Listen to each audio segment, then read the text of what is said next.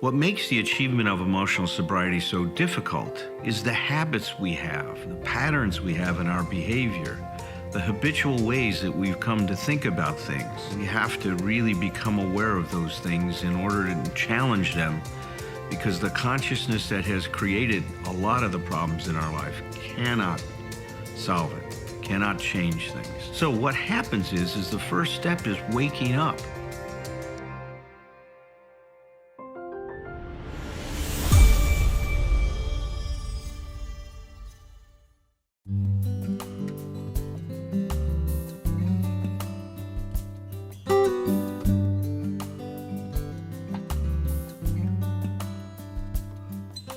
What does this consciousness of freedom that comes from emotional sobriety look like? And I decided to do that by describing the consciousness that goes with being undifferentiated. So that was my first talk several weeks ago.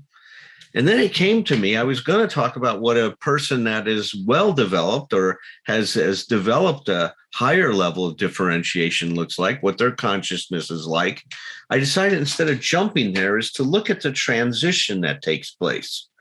And so several of the last weeks have been involved in looking at the early stages of developing a consciousness of freedom, a consciousness of differentiation, and what the middle stage looks like. And now, in these later stages, what does our consciousness look like? How is it shaped as we become more and more differentiated? So I started to talk about that last week, about what self-differentiation and other differentiation looks like. Today, I want to talk about what I think is the dominant theme of a differentiated consciousness, or a consciousness of freedom. And I think the idea here is that I am okay even if. That is what dominates our consciousness. So no matter what happens in our life, it isn't what happens that determines our emotional freedom. It's the sense that I will be able to wrestle with this experience, struggle with it, process it, digest it, so that it grows me. You know, today, most trauma specialists are talking about post-traumatic growth. They're no longer talking about post-traumatic stress, the pathological side, because in dealing with trauma, there are so many emerging opportunities to grow and develop yourself. And that's the same thing that we embrace as our consciousness changes, because our differentiation is increasing. So with that dominant theme that I am okay even if, we also operated from the idea that life is what it is. We don't put any expectations or anything on top of life other than accepting it as it is. So this creates a certain kind of attitude, or once again, certain kind of quality or texture to our consciousness, so that the word unfair is replaced in our language by unfortunate. We don't think of things being unfair anymore. That means that there's somehow an expectation that life should be fair. And we don't operate with these expectations any longer. We've gotten rid of them. So instead of operating with an expectation that life should be fair, when shit happens, we say, oh, that's unfortunate. What the hell am I going to do with this now? So we replace unfair with unfortunate. Shoulds are replaced, and supposed tos are replaced with personal desires. Am I interested in doing this or not? Not should. I should do it. Not I'm supposed to do it. We don't longer live by those kinds of ideas. Now we say, hey, is this something I'm interested in or not? Obligation is replaced by choice. We're no longer obligated. We just decide, do I want to do that or not? Do I want to cooperate or not? Reactivity is replaced by responsibility. RESPONSE-ABILITY. Reactivity is replaced by responsibility. We develop the ability to sit in the gap between the stimulus and our reaction and become aware of those patterns that may determine or create an automatic reaction on our part. And we no longer react to those things. We stop and we throw, however slight it may be, our influence on making a choice that is more thoughtful, that is coming from the best of us, not the worst of us. Our impulsivity is replaced with thoughtfulness. You know, we go from ready, fire, aim to ready, aim, fire, so to speak, as Herb says. Rigidity is replaced with flexibility. Blame is replaced by acceptance. This is what it is. It's not a question of who's to blame for it. It's a question about what are we going to do with it.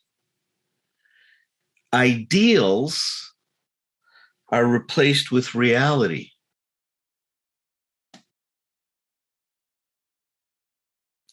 Catastrophizing is replaced with a search for emerging opportunities.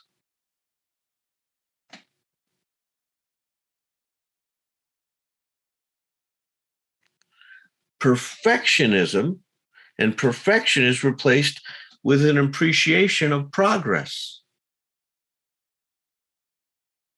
and the value of good enough.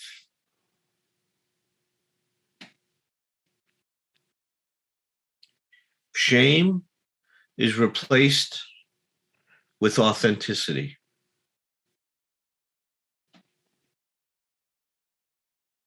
Anxiety becomes met with courage. We respect it, but we no longer give it privilege.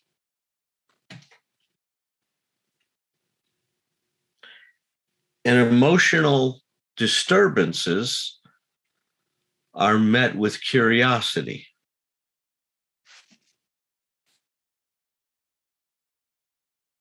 What does this say about what's off with me? Not what does this say about what's off with the person that I'm reacting to. So you can see that our consciousness has a very different quality to it. It is a consciousness of freedom. You know, I've kind of coined the term untethered self and borrowed from Michael Singer's idea of the untethered soul, thinking about the untethered self. We are untethered at this point. We have an autonomous self. So what do we mean by the word autonomous? Well, the definition of autonomy from the American Psychological Association's Dictionary of Psychological Terms says that being autonomous means having an independent existence. It means that our existence is not overly influenced by what's going on around us. It doesn't say we are not influenced. It says we are not overly influenced by what's going on around us. It says that we act or operate under our own direction. You see, when we become undifferentiated, we are so influenced by what other people say and do. And much of our behavior is determined by what other people are doing. Our behavior is interdependent with those people in our life. Well, as we become differentiated, we become more autonomous and we act and operate under our own direction. We follow our own values. We march to our own drum. Doesn't mean we're not in relationship and stay in relationship with others. We do, but we follow our path.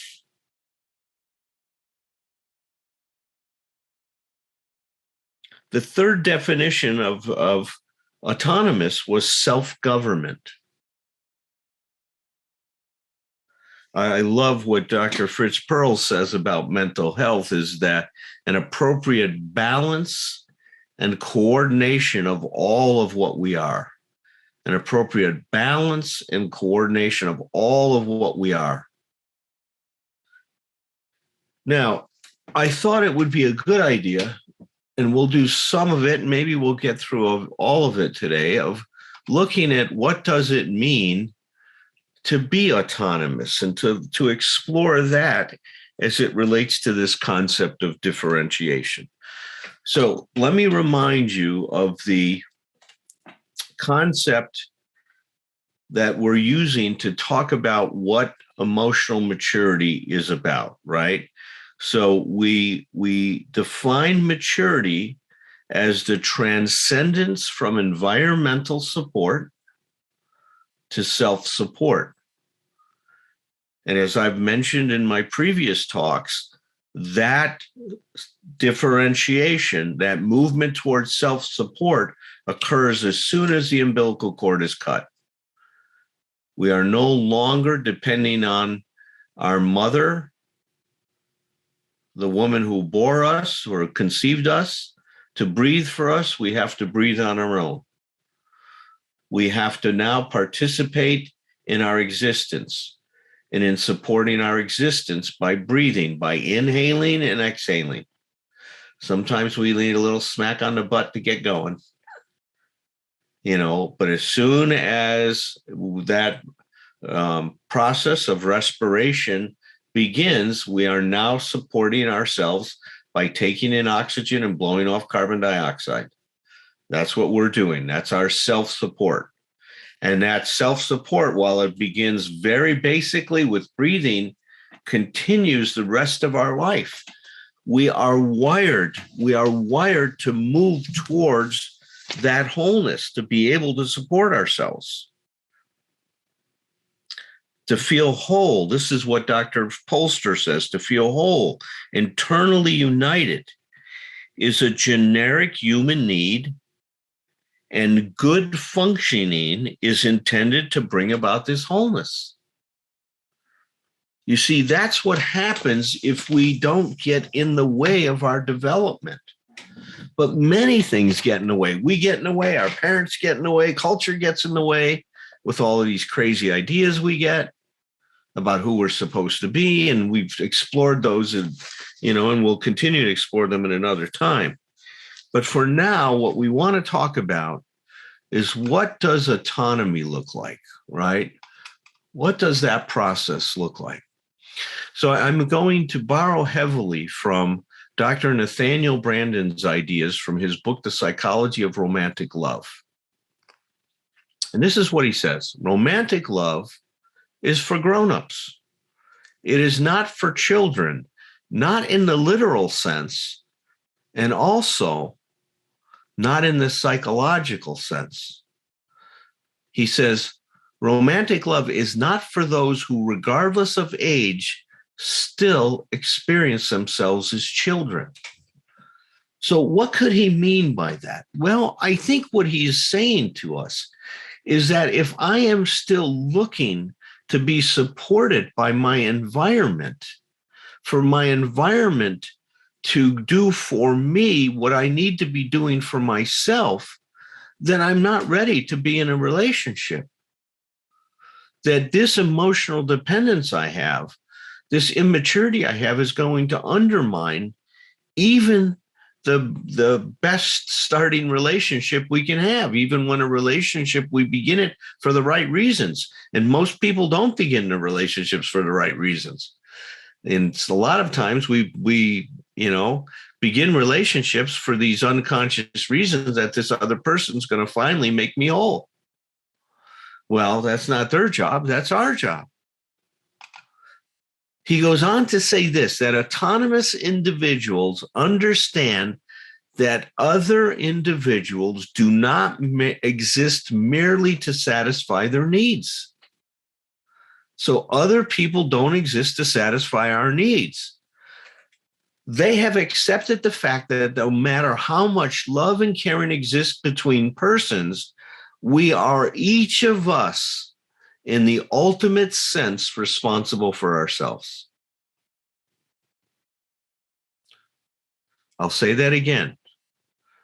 The person who has become differentiated and autonomous has accepted the fact that no matter how much love and caring exists between persons, we are each of us in the ultimate sense responsible for ourselves.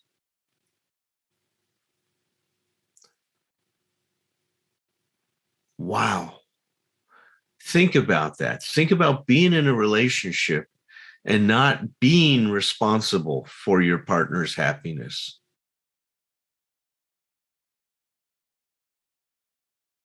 It's hard to imagine. So much of marriage and relationships has been fused with dependency in our culture. We do not have a mature understanding of love. It's a very, very immature understanding of love. Erich Fromm described that, the difference between mature love and immature love. Mature love, he described as being grounded in, I want you, I love you, and I want you because I love you. Immature love being, I want you because I need you. There is such a different foundation when a relationship is based on I want you versus I need you. When a relationship is based on I want you, now there's a lot of room for two people in the relationship. When it's based on I need you, now there's only room for rules. You should be this way because that's what you do when you love someone. You know, you think of me first. You don't think of yourself. I mean, all these rules about what love is like. You know, if you love me, you will, live for me. You'll eternally think of me. You won't want to do anything without me. You'll think the same way that I do about things. All of these nonsense ideas. If you love me, you'll know what I want even before I asked you. I mean, my goodness. We put so many demands on love that love cannot fulfill.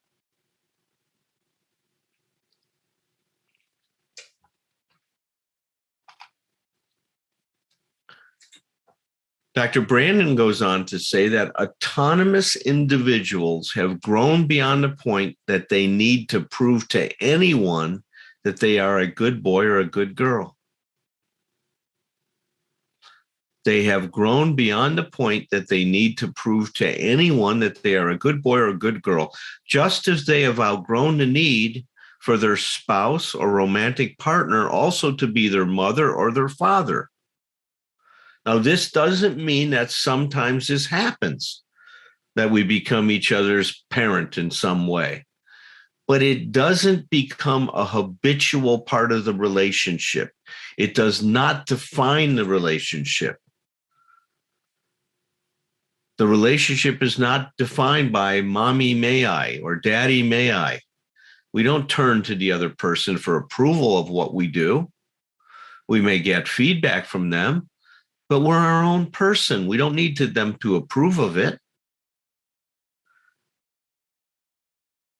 We stamp what we're doing with our own approval.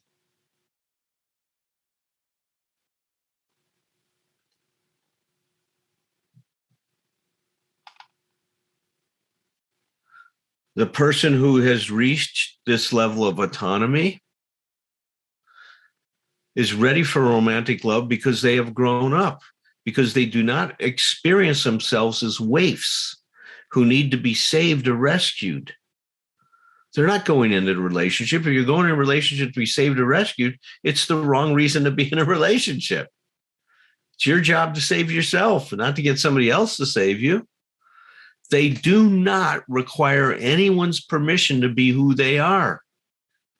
And here's the important thing, is when you've gotten to this level of differentiation, our egos are not continually on the line.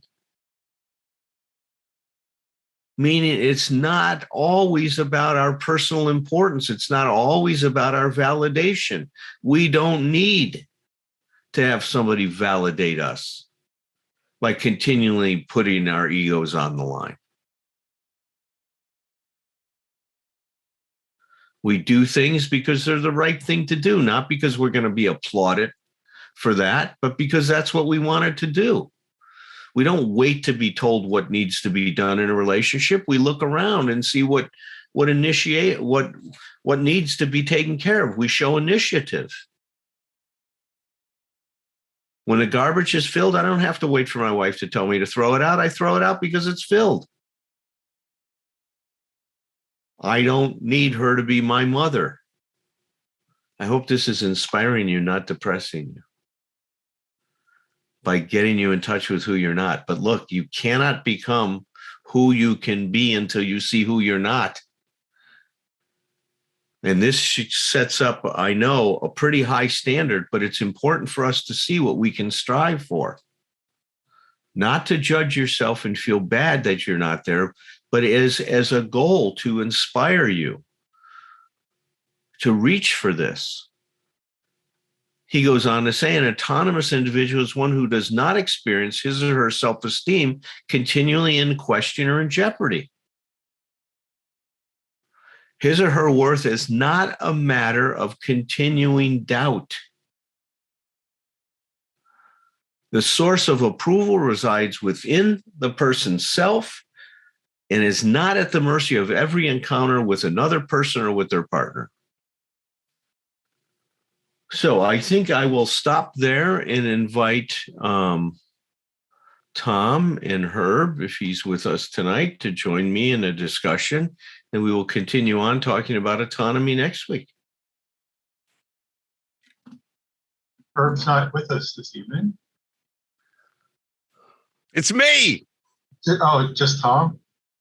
I'm here. Just Thom. Did you hear that? It's just Thom. Just Thom. Oh my God. It's just, hey, just Thom. Just Thom.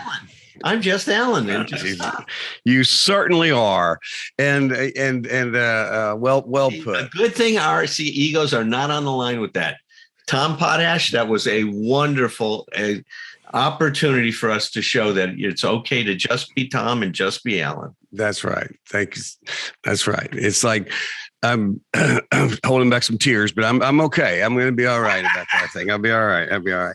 Listen, this is, I appreciate the fact that you said the last part of that too. The idea that, because I think that applies to any of us it can apply to any of us at any particular time, because we, one of the things we talk about is we come and go from this stuff. It's like, like whether it be peace of mind or just balance of mental health, mental and emotional balance, or emotional sobriety, whatever the words you put to it, it's not something recovery itself. It's not something we go toward. It's something that runs down the very center of us. This is the way I think about it. The way it runs down the very center of us, and there it is. And my job is to, as you know, this is as close as I get to PowerPoint. It's like our job is every single day to be live as close into that as we possibly can. And some days not so great. I think last time when you said, what do you have to share? And I said, nothing. And bless your guys' hearts, Roger still found a way to say something nice about what I had shared. Now that's Roger. I like what Thom had to share. I'm going like, I shared that I was fucking nuts.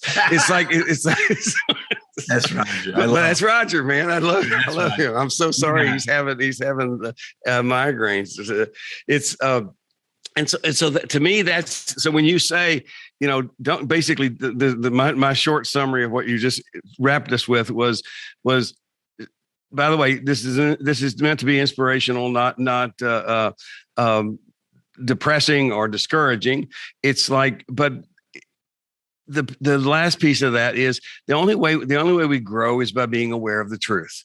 This, and I think Roger says this a lot coming from the Brandon stuff, but it's Roger that I quote, and it may be Nathaniel Brandon said it before Roger, but I probably shared it twice with clients today.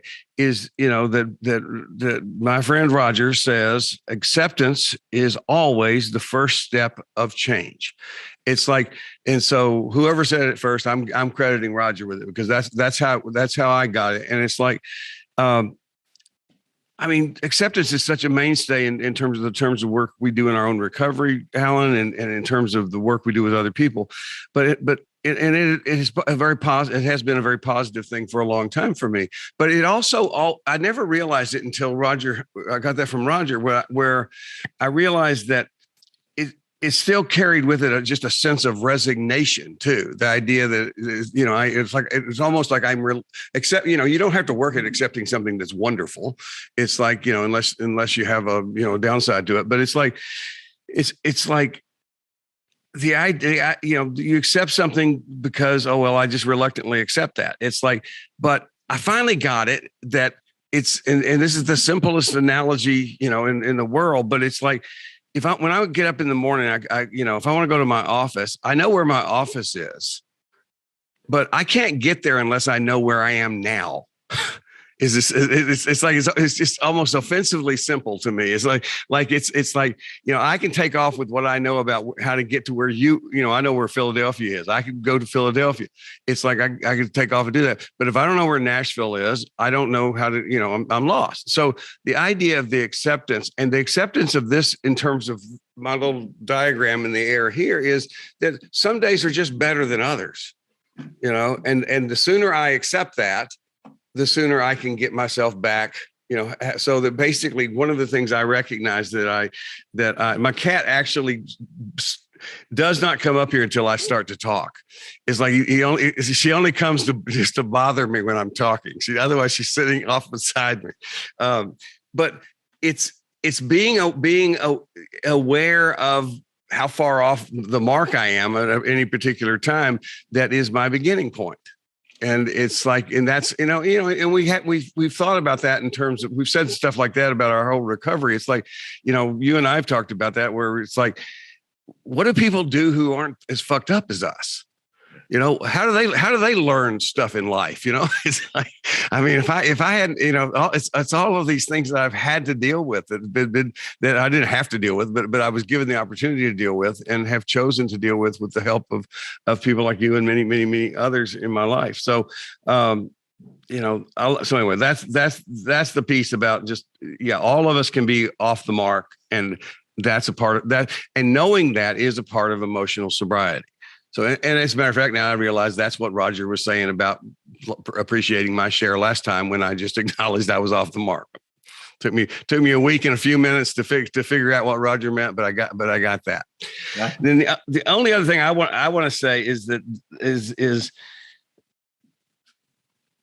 one little version of what you're describing as being differentiated is where we become, in the language that I use in some of my books, is we become the decision maker, the decision maker in our life, the hub of the wheel. And the more aware we are of all the different parts of ourselves, because that's what makes us feel crazy at first, because we think, oh my God, I'm all these different parts. But it's like, no, the more I'm aware of, from that point of view of being the decision maker, the person in charge, the more autonomous I am, the more freedom I have, more choices I have. And you gave me the word is self-governing. I love that.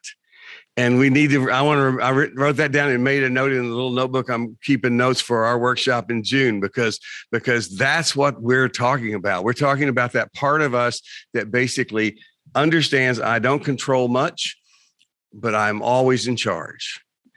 And that's what this is about.